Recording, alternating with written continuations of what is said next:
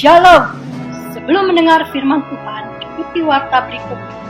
Moto kami, setiap orang yang mau mengikut Yesus, dia harus menyangkal dirinya, memikul salibnya, dan mengikut Yesus. Jadwal ibadah GJKI Sunter tertera di bawah ini. Persembahan perpuluhan, pelayanan, dan misi dapat transfer ke rekening BCA nomor 206602066 atas nama Yusuf Kristrianto. Pelayanan kami meliputi sekolah minggu, remaja, pemuda, kaum pria dan wanita, persekutuan doa, dan lain-lain. Berbagai kegiatan pelayanan kami. Inilah pemimpin-pemimpin GJKI Sunter. Terima kasih, Tuhan memberkati.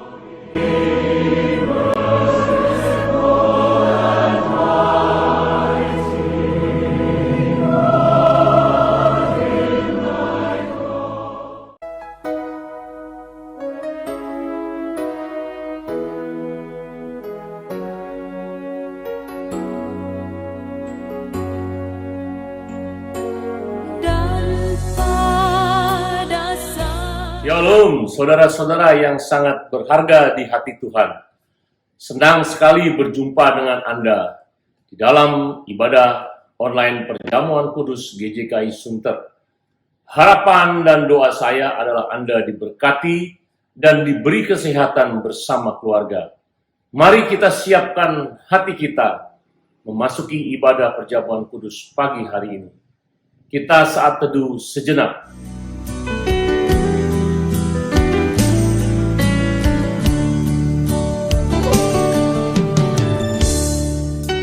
Pertolongan kami datang daripada Tuhan, Allah pencipta langit dan bumi, yang memelihara segala isi ciptaannya, dari dulu sekarang sampai selama-lamanya.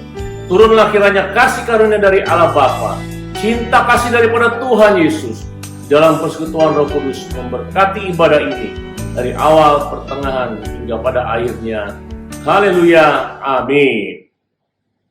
Mari saudara siapkan hati kita untuk bernyanyi memuji Tuhan dan menyembah Dia bersama. Shalom, selamat pagi Bapak Ibu Jemaat yang dikasihi Tuhan. Puji Tuhan, pada pagi hari ini kita bisa kembali datang untuk beribadah kepada Tuhan. Kita masih bisa diberikan kesempatan, ini adalah suatu mujizat Tuhan yang luar biasa. Mari kita naikkan pujian kita. Tapi sebelumnya kita mau membacakan Mazmur yang terdapat di dalam Mazmur 111 ayat pertama sampai dengan ayat kelima.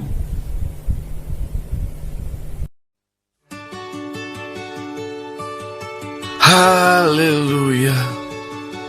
Aku mau bersyukur kepada Tuhan dengan segenap hati dalam lingkungan orang-orang benar dan dalam jemaah.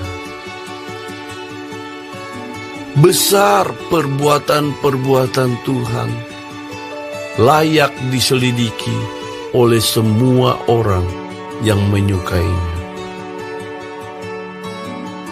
Agung dan bersemarak pekerjaannya, dan keadilannya tetap untuk selamanya.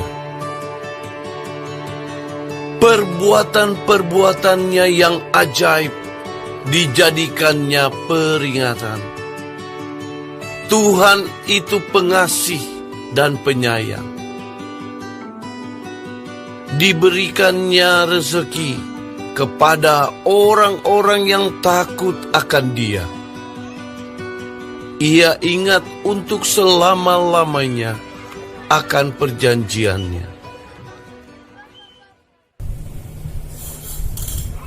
Mari jemaat, kami undang bangkit berdiri. Kita mau memuji nama Tuhan. Kita mau bersuka cita. Langit dan bumi pujilah Tuhan.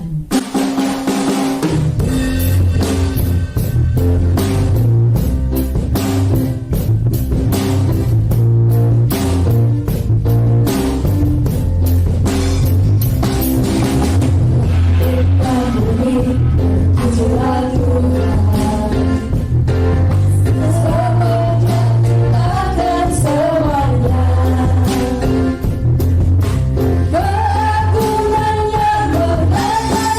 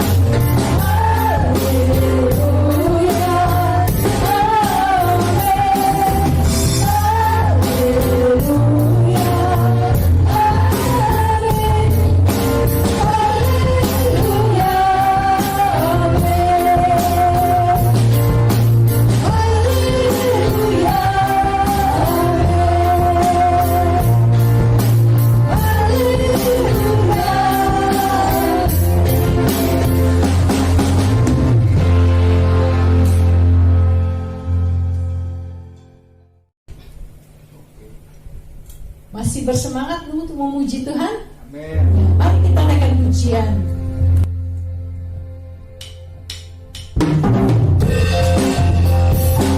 Jangan lelah bekerja di Tuhan.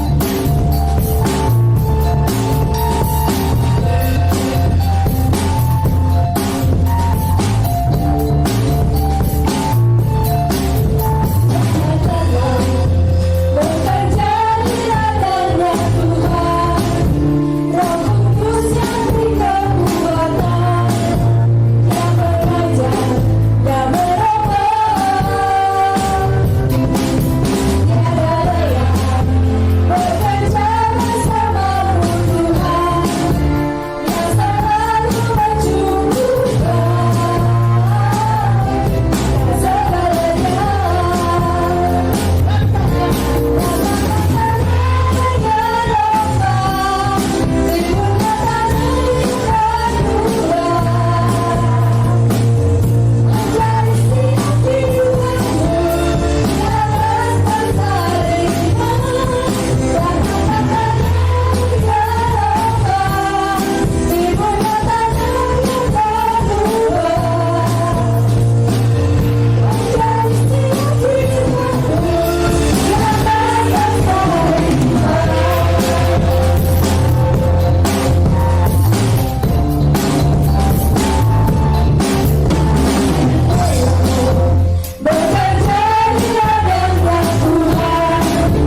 Roh Kudus yang beri kekuatan, yang mengajar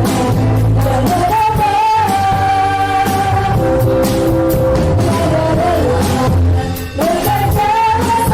Bekerja bersamamu Tuhan, yang selalu mencukupkan segalanya. Puji Tuhan, mari kita mempersiapkan hati kita mau menyambut firman Tuhan. Sebelumnya mari kita naikkan pujian. Katakan dalamnya kasih-Mu Bapa, terlebih dari segalanya.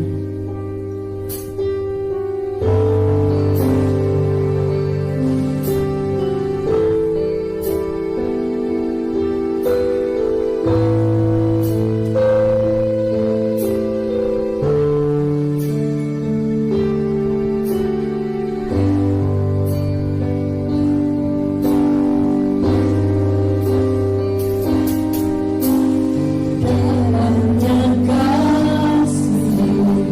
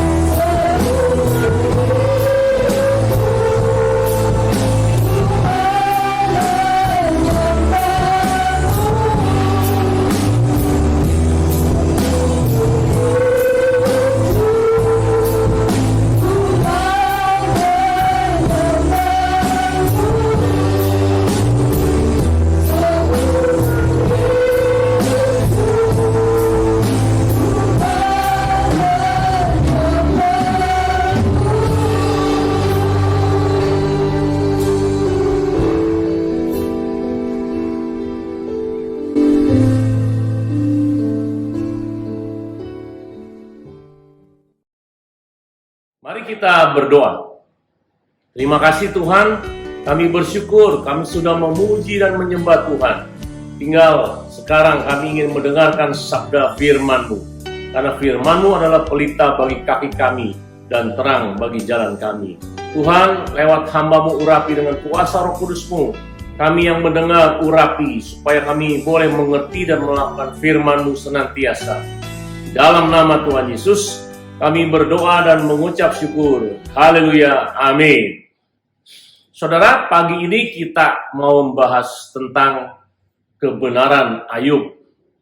Ayat Alkitab diambil dari Yehezkiel 14 ayat 12 sampai 23.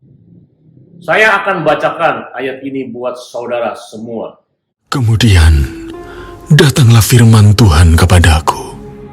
Hai anak manusia, kalau sesuatu negeri berdosa kepadaku dengan berubah setia dan aku mengacungkan tanganku melawannya dengan memusnahkan persediaan makanannya dan mendatangkan kelaparan atasnya dan melenyapkan dari negeri itu manusia dan binatang, biarpun di tengah-tengahnya berada ketiga orang ini, yaitu Nuh, Daniel, dan Ayub.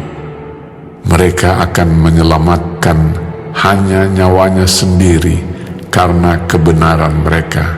Demikianlah firman Tuhan Allah. Atau jikalau aku membuat binatang buas berkeliaran di negeri itu, yang memunahkan penduduknya, sehingga negeri itu menjadi sunyi sepi dan tidak seorang pun berani melintasinya karena binatang buas itu. Dan biarpun di tengah-tengahnya berada ketiga orang tadi, demi aku yang hidup, demikianlah firman Tuhan Allah, mereka tidak akan menyelamatkan baik anak-anak lelaki maupun anak-anak perempuan. Hanya mereka sendiri akan diselamatkan, tetapi negeri itu akan menjadi sunyi sepi. Atau jikalau aku membawa pedang atas negeri itu, dan aku berfirman, hai pedang, jelajahilah negeri itu, dan aku melenyapkan dari negeri itu manusia dan binatang. Dan biarpun di tengah-tengahnya berada ketiga orang tadi, demi aku yang hidup, demikianlah firman Tuhan Allah, mereka tidak akan menyelamatkan baik anak-anak lelaki maupun anak-anak perempuan, tetapi hanya mereka sendiri akan diselamatkan.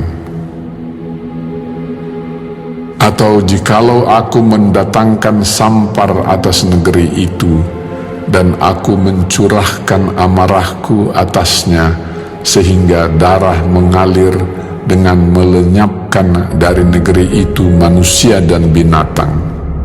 Dan biarpun Nuh, Daniel, dan Ayub berada di tengah-tengahnya, demi aku yang hidup, demikianlah firman Tuhan Allah, mereka tidak akan menyelamatkan baik anak laki-laki maupun anak perempuan, melainkan mereka akan menyelamatkan hanya nyawanya sendiri karena kebenaran mereka. Ya, beginilah firman Tuhan Allah. Jauh lebih dari itu, kalau aku mendatangkan keempat hukumanku yang berat-berat, yaitu pedang, kelaparan, binatang buas, dan sampar atas Yerusalem untuk melenyapkan daripadanya manusia dan binatang. Tetapi sungguh akan tertinggal di sana orang yang terluput, yang mengiring keluar anak-anak lelaki dan perempuan.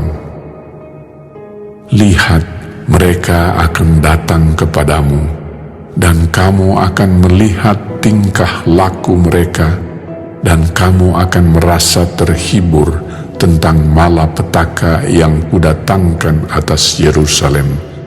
ya, tentang segala-galanya yang kudatangkan atasnya.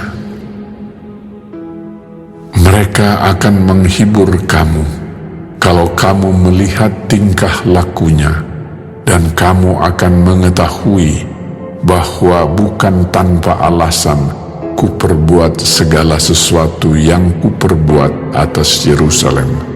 Demikianlah firman Tuhan Allah.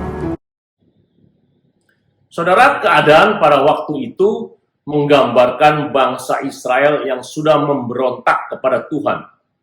Mereka tidak ingat lagi akan pertolongan Tuhan kepada nenek moyang mereka pada waktu dibebaskan dari Mesir dan mendapatkan tanah Kanaan. Sebelumnya Tuhan sudah memperingatkan mereka berjaga-jaga terhadap ancaman berhala penduduk Kanaan yang dapat membuat mereka berdosa.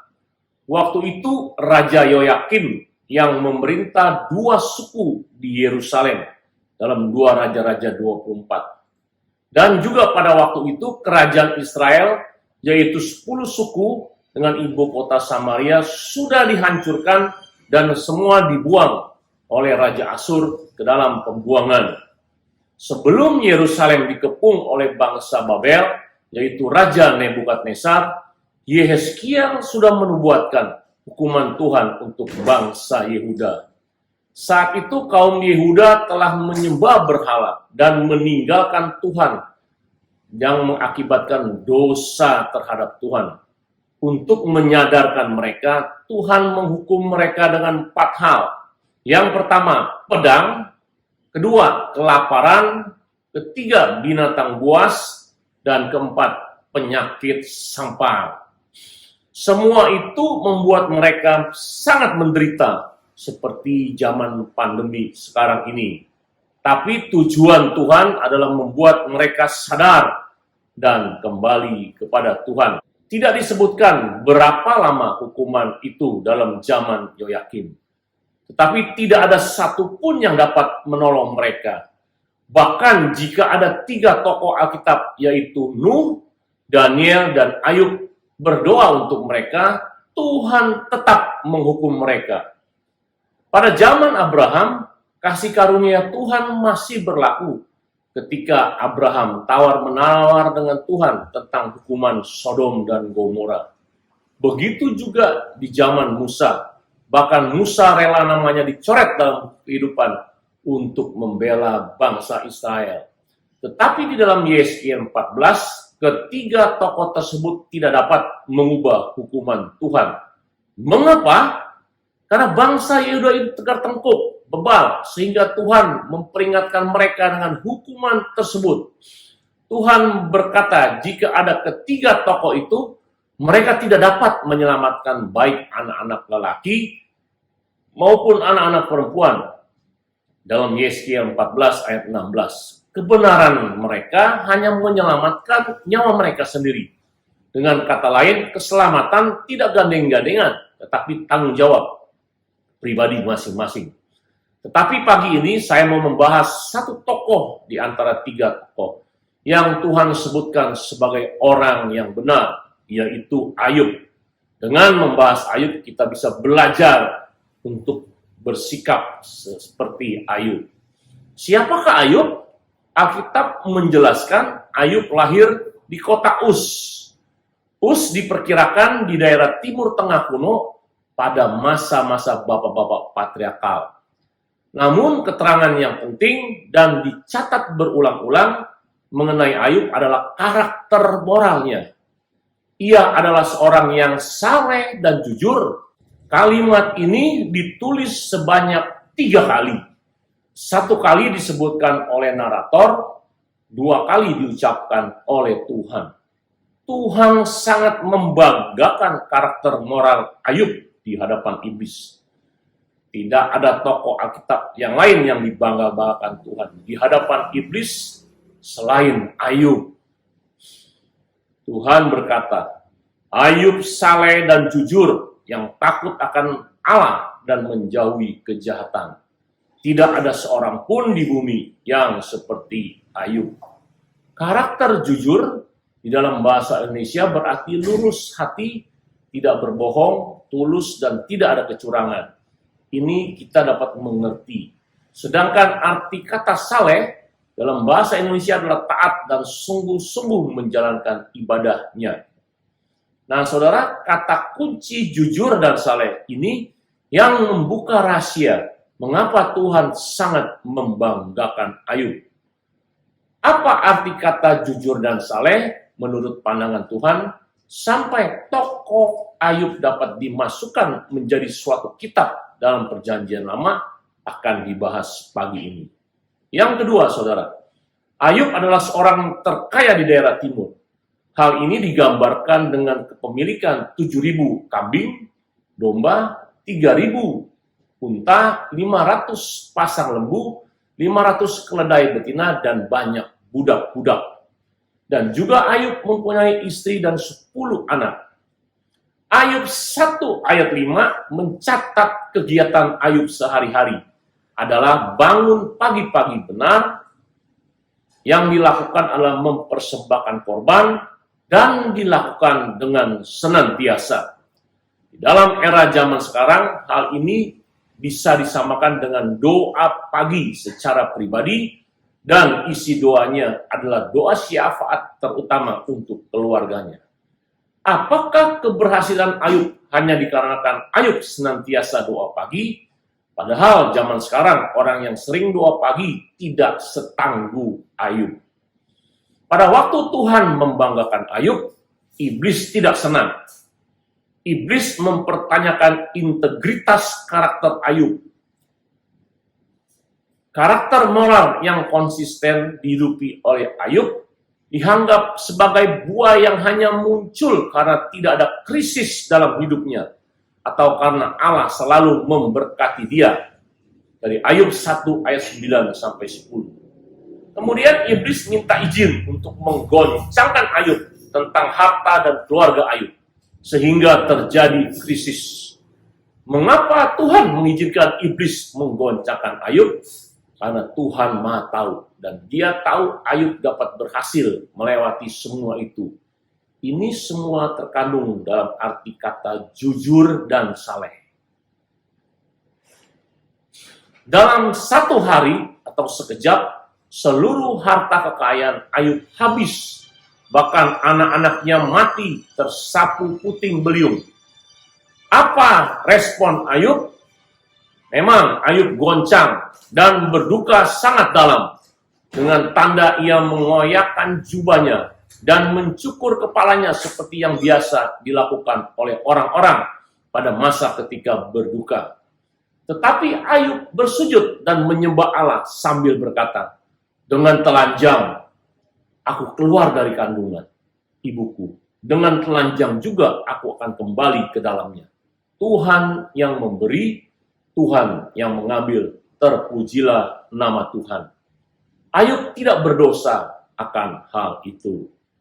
Sebenarnya integritas Ayub sebagai hamba Allah sudah cukup teruji. Namun iblis tidak berhenti berusaha untuk menjatuhkan Ayub. Ingat saudara, iblis selalu ingin menjatuhkan orang-orang percaya Tuhan Yesus. Seperti Ayub. Iblis berkata, kulit ganti kulit. Orang akan memberikan segala yang dipunyainya ganti nyawanya. Iblis berpendapat jika Ayub diambil kesehatannya dan ia menderita di dalam tubuhnya sendiri sehingga eksistensi hidupnya berubah menjadi penderitaan, maka Ayub akan meninggalkan apapun demi kesehatannya itu dikembalikan. Ayub akan mengutuk Allah jika daging dan tulangnya digoncangkan. Tuhan mengizinkan iblis mencobai Ayub sekali lagi. Tapi iblis tidak boleh mengambil nyawa Ayub. Suatu pagi, saudara, ketika Ayub bangun dari tidurnya, ia mendapati sekujur tubuhnya timbul bisul-bisul dan sangat gatal dan sangat sakit. Penyakit jenis ini biasanya menyerang bagian dalam dan biasanya dikenal sebagai penyakit kutukan dari dunia supra-alamiah seperti dewa dan sebagainya. Ayub menjadi tidak berdaya, bahkan istrinya sendiri tidak tahan melihat keadaan Ayub dan mencela kesetiaan Ayub dan menyuruhnya mengutuki Allah karena penyakit tersebut, bahkan meninggalkan Ayub. Tetapi semua penderitaan itu tidak membuat Ayub berbuat dosa dengan bibirnya. Dari Ayub 2 ayat 10. Yang terakhir, Ayub digoncangkan oleh ketiga sahabatnya sendiri tentang pola pikirnya. Di dalam keterkejutan tiga sahabatnya melihat penderitaan Ayub, mereka berpendapat yang mengguncangkan pola pikir Ayub sendiri. Biasanya saudara, suatu musibah terjadi akibat dosa yang dilakukan manusia tersebut menurut pendapat sahabat-sahabatnya. Hal ini membuat perdebatan sengit yang memuncak kepada penderitaan batin Ayub. Tetapi semuanya itu Ayub tetap berpegang kepada Tuhan. Akhirnya Tuhan sendiri yang turun tangan memulihkan Ayub. Tuhan memulihkan, bahkan melipat gandakan kekayaan dan keluarga Ayub. Dan Ayub menjadi berkat buat tiga sahabatnya dengan jalan mendoakan pengampunan buat mereka. Apa arti kata saleh menurut pandangan Tuhan? Ternyata 2 Petrus 1 ayat 5-8 menjelaskan hal itu secara terperinci. Saya akan bacakan ayat ini buat saudara semua. Justru karena itu kamu harus dengan sungguh-sungguh berusaha untuk menambahkan kepada imanmu kebajikan, dan kepada kebajikan pengetahuan, dan kepada pengetahuan penguasaan diri, kepada penguasaan diri ketekunan, dan kepada ketekunan kesalehan, dan kepada kesalehan kasih akan saudara-saudara, dan kepada kasih akan saudara-saudara kasih akan semua orang.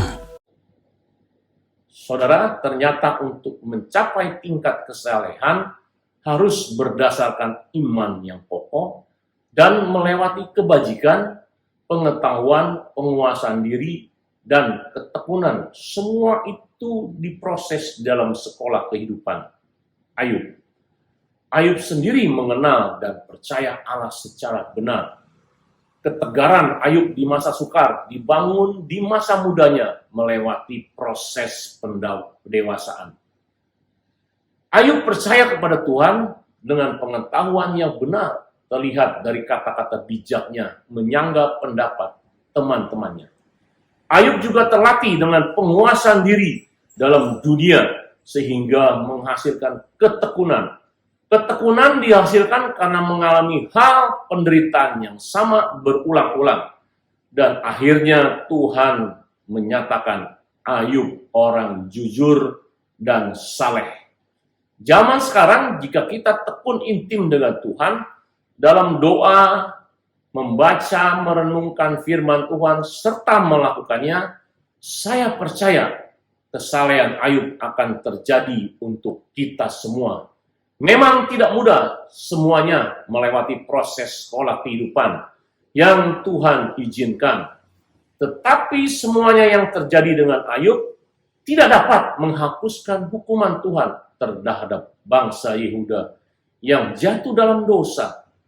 Sebenar-benarnya Ayub itu berakibat positif kepada dirinya sendiri dan tidak berpengaruh terhadap hukuman Tuhan kepada orang lain. Zaman sekarang kita harus bersyukur, saudara.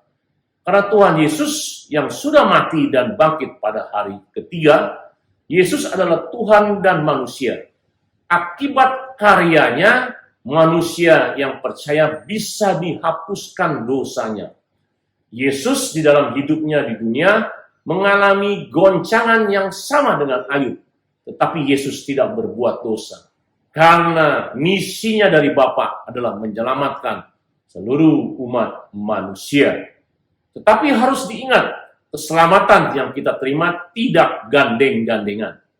Jika seorang ayah dalam sebuah keluarga selamat karena percaya Yesus, belum tentu ibunya selamat jika dia tidak percaya Yesus. Jadi hanya Yesuslah yang bisa menghapuskan dosa saudara dan saya dan menyelamatkan kita. Tetapi tidak gandeng-gandengan. Tetapi juga kita harus meneladani kejujuran dan kesalehan Ayub.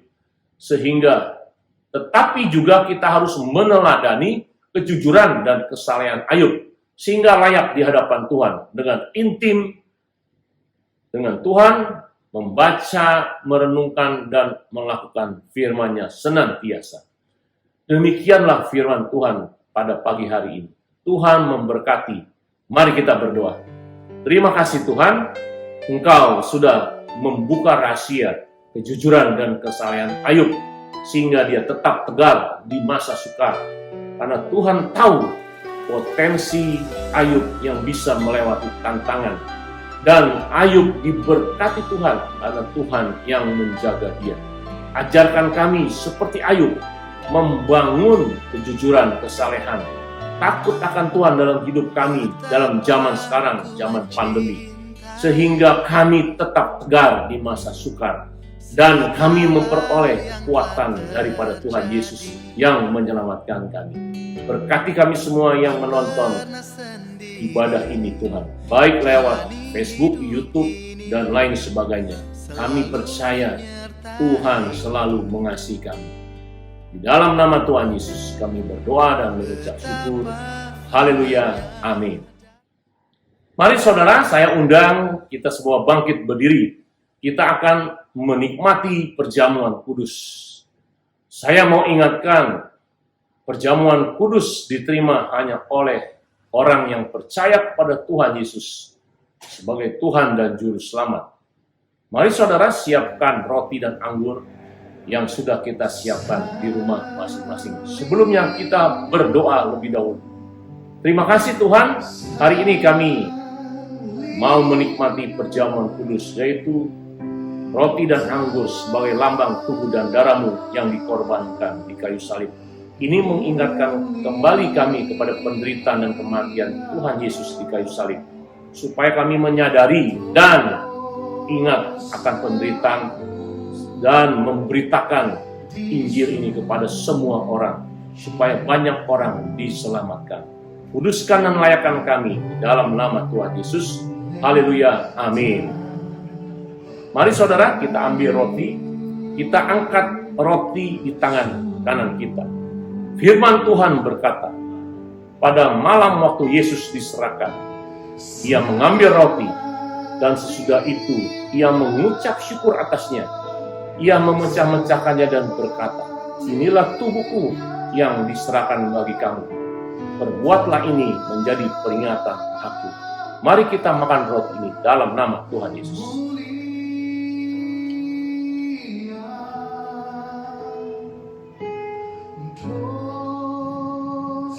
Mari kita angkat cawan di tangan kanan kita.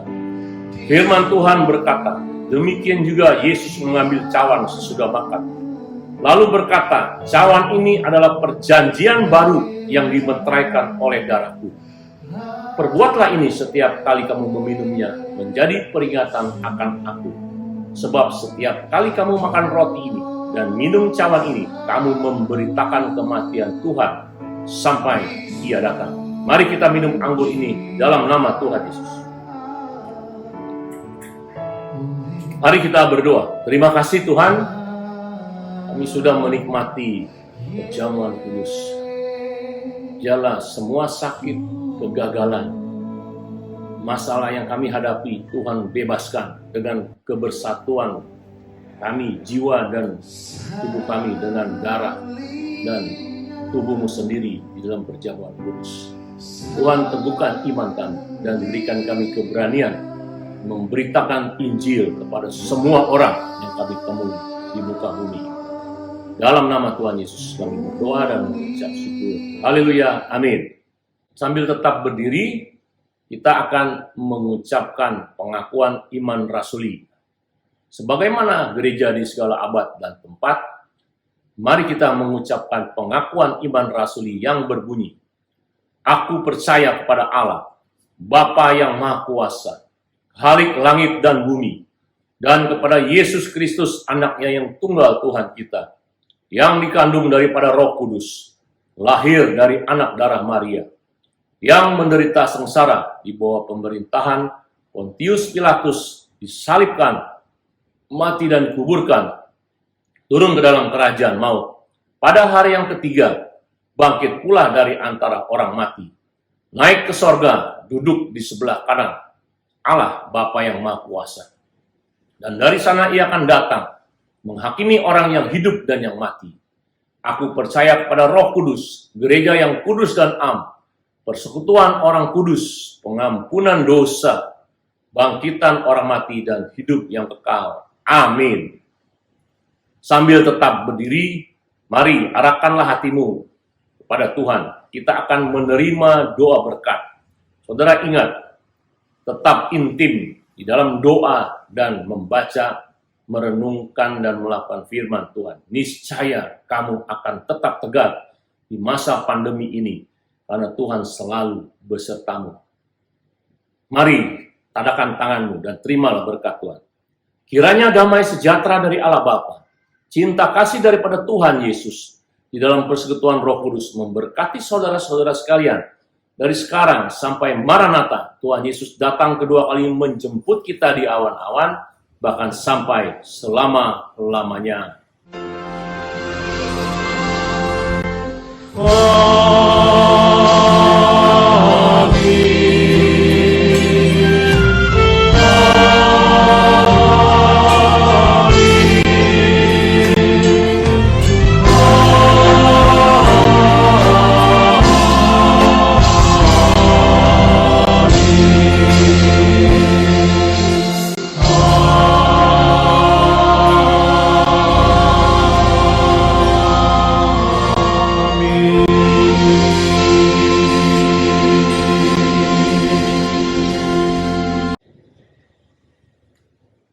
Silakan duduk, saudara.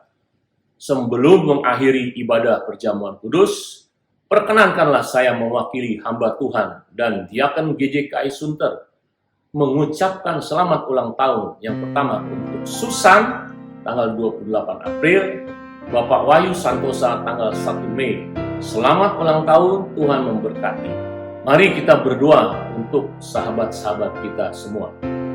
Terima kasih Tuhan. Kami bersyukur untuk anakmu Susan yang Tuhan tambahkan umur 1 tahun. Kiranya Tuhan memberikan dia kedekatan dan kebenaran dalam pengenalan kepadamu. Biar selalu bersekutu dengan Tuhan. Jamah kesehatan Susan, jamah Tuhan masa depannya. Tuhan memberkati Susan dan mengampuni segala dosanya. Kami berdoa juga untuk Pak Wahyu tanggal 1 Mei berulang tahun dan ditambahkan 1 tahun.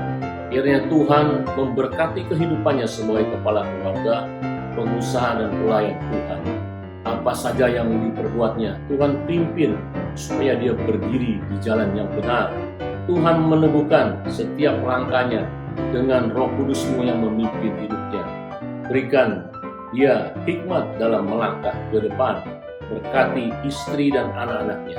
Tuhan menopang hidupnya. Terpujilah nama-Mu Tuhan Yesus. Dalam nama Tuhan Yesus kami berdoa dan mengucap syukur. Haleluya. Amin.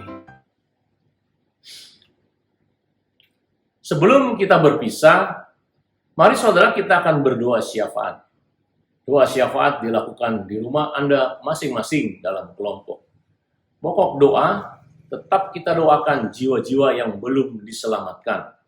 Kita berdoa untuk visi dan misi GJKI memenangkan jiwa-jiwa dengan bersaksi dan memberitakan Injil di tengah kehidupan kita.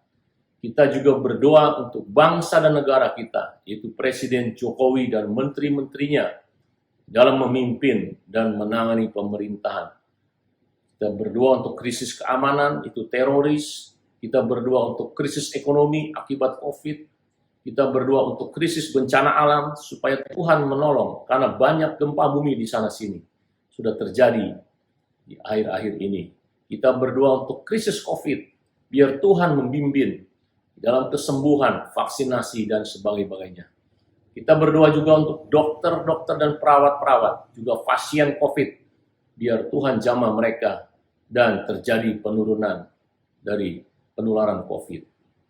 Kita juga berdoa untuk GJKI Nasional dan GJKI Agape, supaya mereka dipakai Tuhan di dalam memberitakan Injil, mengembalakan, dan lain sebagainya. Kita berdoa juga untuk GJKI Sunter, di mana kita beribadah. Doakan untuk jemaat-jemaat, untuk iman mereka di dalam menghadapi masalah di pandemi ini.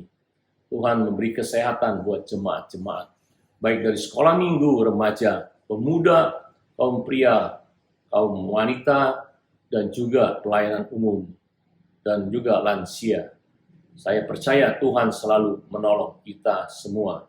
Saudara, GJKI Sunter setiap hari Senin sampai Jumat membuka menara doa atau kesembuhan ilahi lewat Zoom pukul 6 sore. Saudara boleh bergabung dan mengajak kawan-kawan karena ada banyak mujizat dan jawaban Tuhan di sana. Setelah itu kita akan sharing kelompok dengan menjawab pertanyaan di bawah ini. Jawablah pertanyaan di bawah ini. Yang pertama, apa pendapat iblis terhadap Ayub ketika Tuhan membanggakannya? Yang kedua, tantangan apa yang dihadapi Ayub di dalam ujian yang diizinkan Tuhan? Ketiga, apa kunci rahasia Ayub dapat melewati semua ini? Demikianlah saudara firman Tuhan pada pagi hari. Saya berterima kasih untuk Anda yang tetap setia sampai saat ini mengikuti ibadah online GJKI Sunter. Dan ada berkat khusus buat Anda dari Tuhan. Karena Tuhan sangat mengasihi Anda. Terima kasih, Tuhan memberkati. Shalom.